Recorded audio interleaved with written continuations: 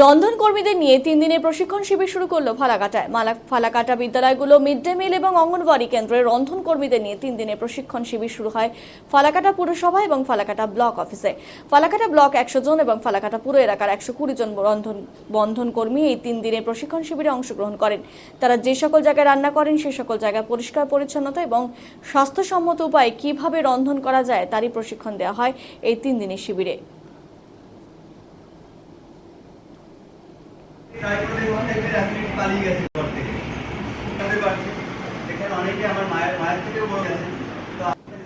আজকে পশ্চিমবঙ্গ সরকারের উৎকর্ষ বাংলার অন্তর্গত বিভিন্ন ব্লক অফিস এবং মিউনিসিপ্যালিটি অফিসে গিয়ে যে মিড ডে মিল কর্মী এবং আইসিডিএস কর্মীদের যে ট্রেনিংয়ের ব্যবস্থা করছেন পশ্চিমবঙ্গ সরকার, সেই উদ্যোগে এখানে শুরু হলো আজকে তার প্রথম দিন এবং কালকে এবং পরশু দিন মোট 3 দিন ব্যাপী এই প্রশিক্ষণ চলবে।